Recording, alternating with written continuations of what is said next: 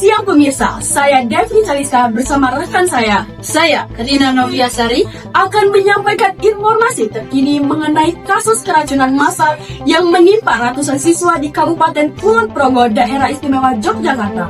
Benar sekali Devi, sebanyak 497 siswa dilaporkan mengalami gejala keracunan usai menyantap makanan dari program makan bergizi gratis atau MBG.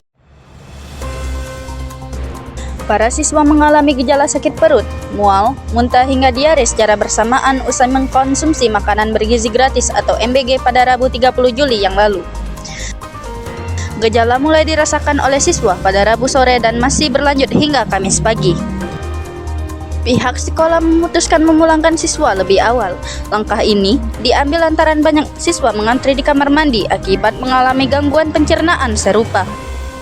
Kabid Pencegahan dan Pengendalian Penyakit DIN Kesa Kulon Progo Arif Mustafa menyampaikan pihaknya segera melakukan penyelidikan dengan mengunjungi Satuan Pendidikan Pelaksana Gizi atau SPPG setempat. Tapi yang bergejala kan belum kita investigasi semua, jadi harus.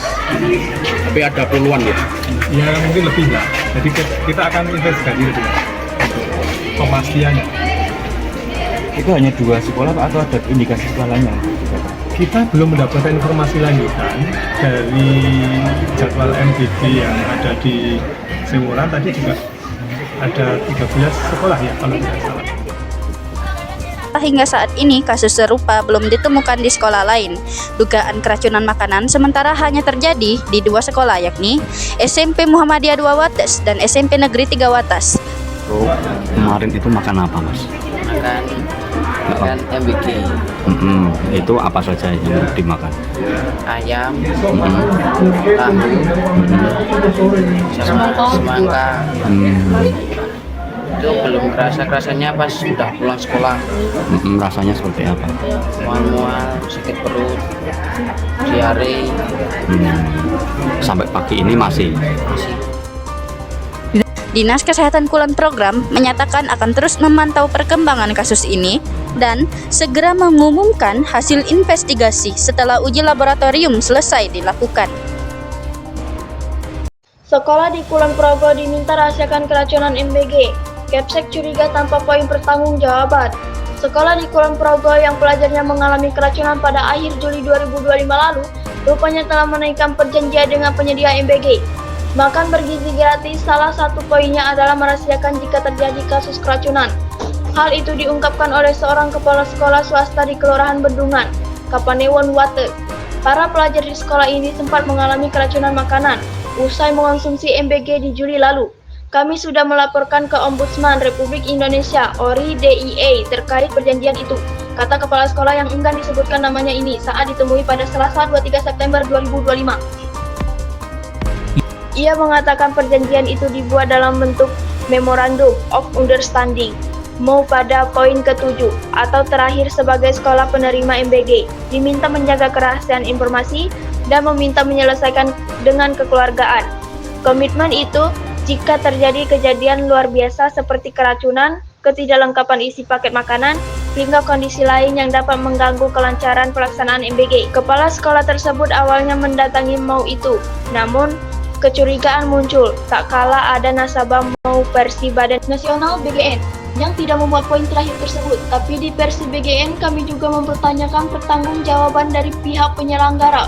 Ujarnya, pertanyaan itu muncul karena saat kejadian keracunan, salah satu pelajarnya diare parah dan harus dirujuk ke rumah sakit. Namun, pelajar itu tidak memiliki kepesertaan Jaminan Kesehatan Nasional (JKN). Ia mengaku terus mengejar pihak SPPG bertanggung jawab membiayai perawatan pelajar tersebut. Beruntung pelajar tersebut tidak rawat inap. Namun, kepala sekolah mengaku tetap jengkel dengan pihak SPPG yang seakan lepas tangan. Kami mempertanyakan gimana pengawasannya. Katanya sudah ada ahli gizi, tapi kok tetap ada keracunan? Katanya usai keracunan. Pihak sekolah meminta penundaan pelaksanaan MBG selama 2 bulan. Kini MBG kembali dilakukan namun dengan pengawasan yang lebih ketat baik oleh pihak sekolah maupun SPPG sebagai penyedia selain ORI DIY. Kejanggalan MOU juga telah dilaporkan ke Dinas Pendidikan Pemuda dan Olahraga Disdikpora Kulon Progo.